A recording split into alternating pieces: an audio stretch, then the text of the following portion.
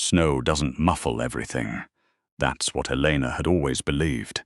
That winter silence was just a myth people told themselves to feel better about the cold. Standing outside the Hartwell County Courthouse at 7:43 in the morning, her breath clouding in front of her face, the snow falling so thick and soft it swallowed the sound of the city whole, she finally understood what they meant.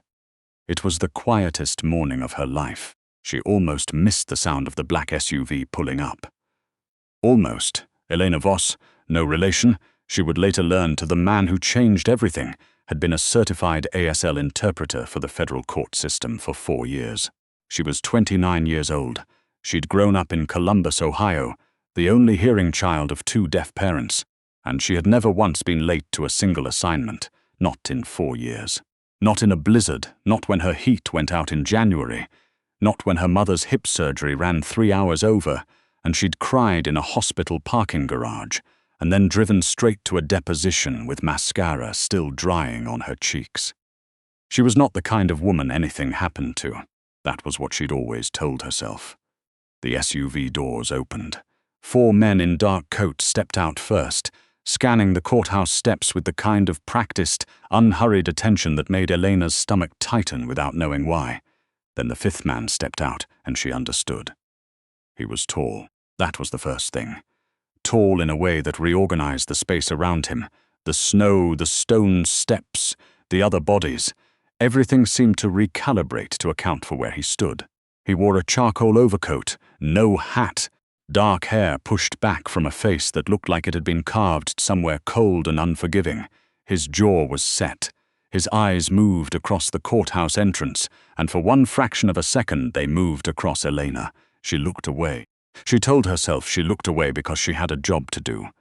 His name was Damien Voss. She'd read the case file. CEO of Voss Capital Group, the most successful private equity firm on the Eastern Seaboard, called as a material witness in a federal racketeering case against one of his former portfolio companies. His attorney had requested a sign language interpreter be present, not for Mr. Voss himself, but for 2 of the case's witnesses, a deaf accountant and a hard-of-hearing paralegal who had both worked at the company under investigation. Elena had not thought much about Damien Voss when she'd read the file the night before. She was thinking about him now. He passed within 4 feet of her on the courthouse steps. He didn't look at her again. One of his men held the door, and he walked through it like he'd walked through 1,000 doors exactly like it, and the heavy glass swung shut behind him. And the snow kept falling, and Elena stood there for 3 more seconds before she made herself move. The preliminary hearing was scheduled for 9. She had work to do. The courtroom was smaller than it looked in the movies. Fluorescent lights, wood paneling, the faint smell of coffee and old paper, and the particular anxiety of people who had somewhere to be, and no control over when they'd get there. Elena sat to the left of the witness stand at a small table, with a clear sightline to both the bench and the gallery. She arranged her notepad, her water, the small laminated card with the judge's preferred protocol for interpreted testimony. She did not look at the defense table. She looked at the defense table. Damien Voss sat with his lead attorney, a sharp-faced woman named Margaret Okafor, who Elena recognized from a pharmaceutical case 2 years back. He was reviewing documents. His posture was relaxed in the way that very controlled people learn to sit, every muscle doing precisely the work it needed to do, and nothing extra. He had not looked up when Elena walked in. He did not look up now. The morning went without incident. The deaf accountant, a nervous man named Gerald Park, gave his testimony clearly and carefully. And Elena interpreted with the fluency of someone who had been doing this since she was 9 years old, translating dinner table arguments between her parents and the hearing world. The hard-of-hearing paralegal followed. 2 other witnesses, both hearing, neither requiring interpretation. The racketeering case was not about Voss. He was peripheral. He'd signed off on a board appointment 2 years before the alleged crimes occurred, and his attorneys had been arguing for weeks that his testimony was unnecessary. He was, the defense insisted, a formality. Elena was not paying attention to Damien Voss. Then Gerald Park was recalled to clarify a date. He was nervous. more nervous than before, and his signing had tightened up, gone faster, the way people's handwriting changes under pressure. The prosecuting attorney, a tired-looking man named Mr. Calhoun, was pushing on a specific board meeting, October 14th, and Gerald was signing faster and faster, and Elena was keeping pace, and then Gerald made a sign she almost missed. Not authorized was coerced. It was a difference of one hand position, one movement. The kind of thing a less experienced interpreter might not catch. The kind of thing Gerald might not have meant to sign in open court, might have been trying to sign only to himself, thinking in his own language without realizing the sound of it was being given to the room. Elena caught it. Her voice said, "He states he was coerced." The room went very still. She felt it before she understood it. The quality of the silence changed, the way a thunderclap changes the silence after it. Gerald's eyes went wide. Calhoun leaned forward. At the defense table, Margaret Okafor put her pen down. The court reporter's fingers paused on the keys, and then Elena heard from the gallery a very quiet exhale. She did not look at Damien Voss. She looked at Damien Voss. He was watching Gerald Park. His expression had not changed, not exactly, but something behind his eyes had shifted, some calculation happening that Elena could see the way you can see a light, changing through a closed curtain. He knew what Gerald had just said. He knew what it meant, and he was not afraid. That was the part that stayed with her. He was not afraid at all. The hearing was recessed by 10:45. Gerald Park was immediately surrounded by his attorneys. Calhoun was on his phone before he'd cleared the bar. The gallery was buzzing, that particular courthouse buzz of people who witness something they don't fully understand but sense is important. Elena packed her things. She kept her pace steady, professional, the way she always did. The interpreter disappears when the work is done. That was the first thing her mentor had ever told her. You are a voice, not a presence. The moment the testimony ends, you cease to exist in that room. She was almost at the door when the court officer stopped her. Ms. Voss, the officer, a young woman whose name tag read Briggs, looked apologetic. There's a request from Mr. Voss's legal team. They'd like to debrief with you briefly about the interpreted portion of today's testimony. It's standard when there's been a significant development, just to establish the accuracy of the record. Of course, Elena said. Her voice was steady. Her hands at her sides were very still. Where? The conference room was on the 3rd floor. Margaret Okafor was there and 2 other attorneys, and then Damien Voss standing at the window with his back to the room looking at the snow. He turned when Elena walked in. Mrs. Voss, he said, thank you for coming. It's standard procedure, she said. Your attorney said you had questions about the interpreted record. I do. He moved from the window, not toward her, just away from it, to the other side of the conference table. He was careful about space, she noticed, careful about the geometry of where he stood relative to other people. Mr. Park's testimony. The phrase was coerced.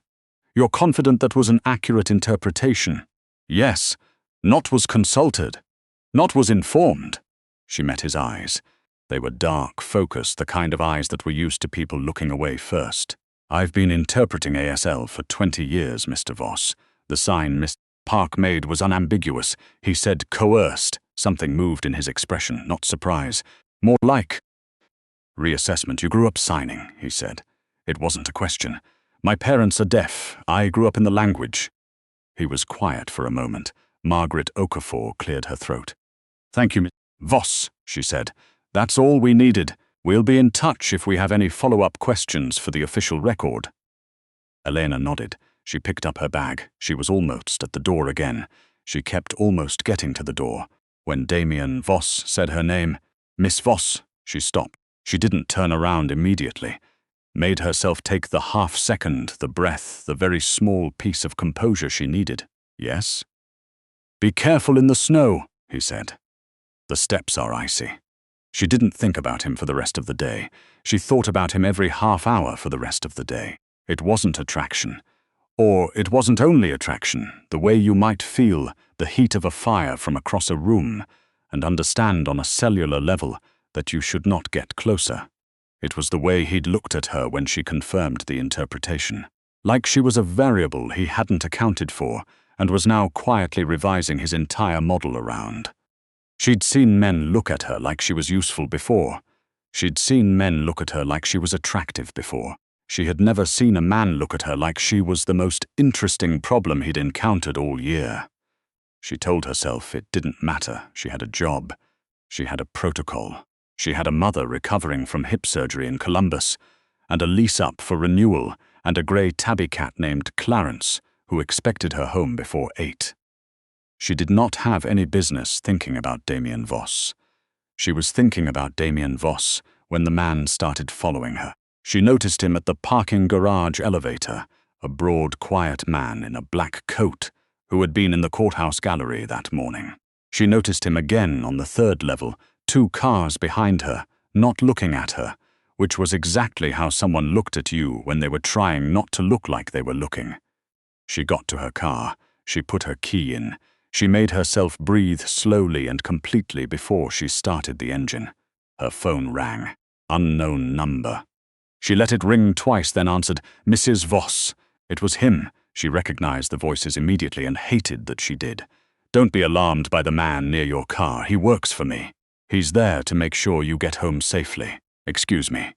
What you interpreted today, what Gerald Park said, has implications that will take some time to sort out. Until they're sorted out, I'd like to make sure you're not bothered." Bothered by who? Her voice was remarkably calm. She was furious at how calm it was.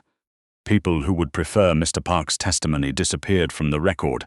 "I'm a federal court interpreter, Mr. Voss. My interpretation is already in the record. It can't disappear." "No," he said. "But you can." She sat very still in her cold car. "Is that a threat?"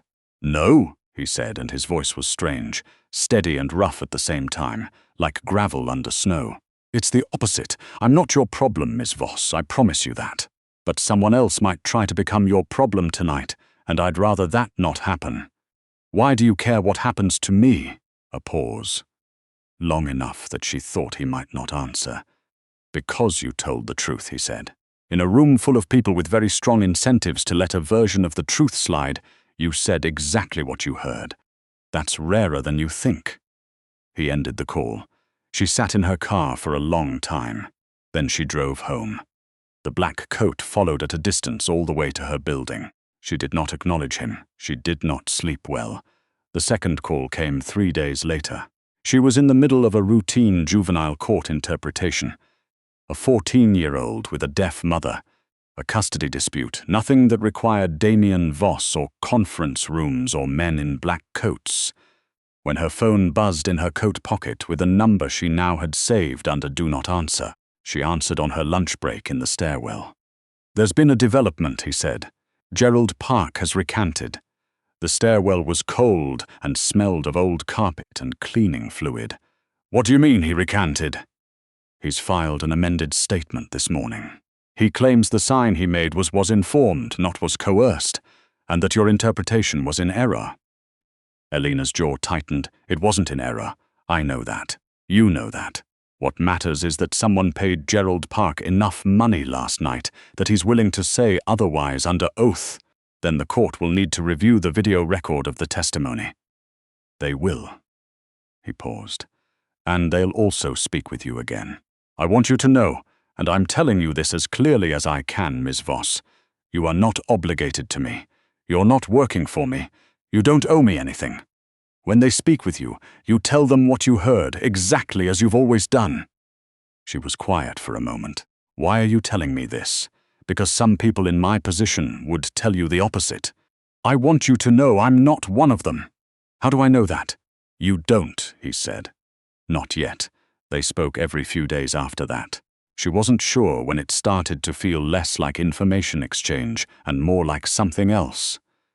The space between sentences getting a little longer. His voice on the phone shifting to something less deliberate, hers doing the same thing she couldn't stop. She learned that he'd taken over his father's company at 31 after his father's sudden death, that he'd spent the next decade in a series of restructurings and board battles that had made him extraordinarily wealthy, and had also, she was starting to understand, made him extraordinarily alone. She learned that he'd known about Gerald Park's original statement for longer than the prosecution had. That he'd specifically not disclosed it because he'd believed in letting the legal process surface it organically, which was either very principled or very calculated, and she couldn't decide which.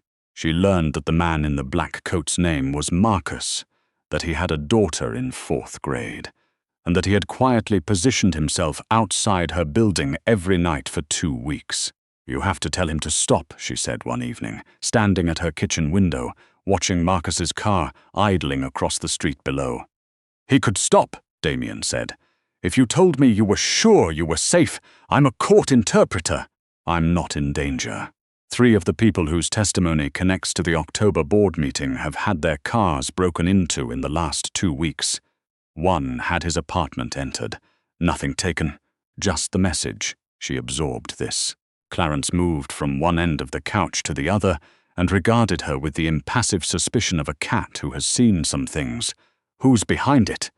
"A man named Arthur Greer. He was on the board. He has significantly more to lose from Gerald Park's original testimony than I do." "Then why are they following your interpreter and not you?" "Because they know I'm watching," he said. "They're looking for a softer target." She thought about that for a long time after they hung up. She thought about her mother in Columbus, about the way her parents had raised her to be fluent in 2 languages so she would always be able to move between worlds. The hearing world and the deaf world, the world of power and the world that power didn't always see. About the way she'd sat in that conference room 3 days in and confirmed her interpretation without flinching, because that was what the truth required. She thought about what she'd started doing, quietly, 4 nights ago, when she'd begun to understand that whatever was happening wasn't going to resolve itself before it got close to her.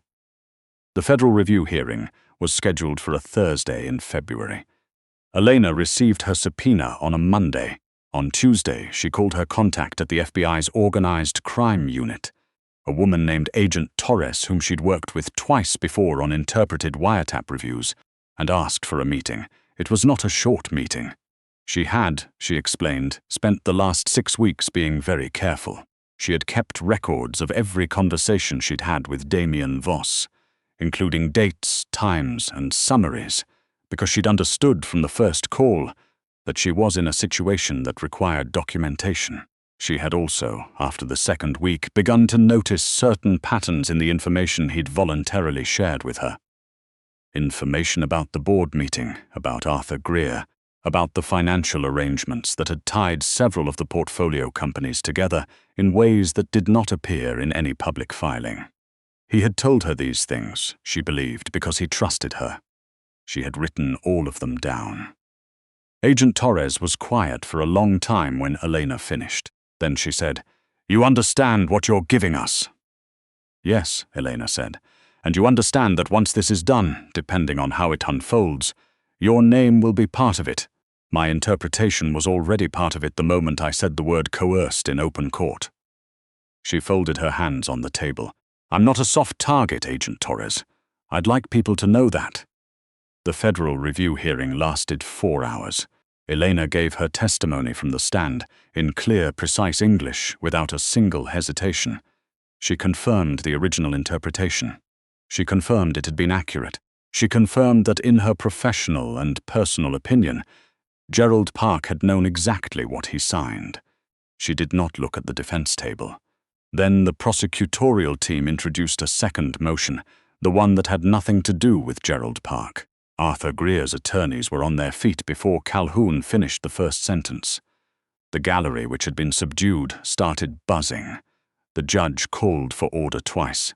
Elena sat in her seat and kept her breathing even, and watched the careful, methodical dismantling of a very powerful man who had believed, until this morning, that nobody had been paying close enough attention.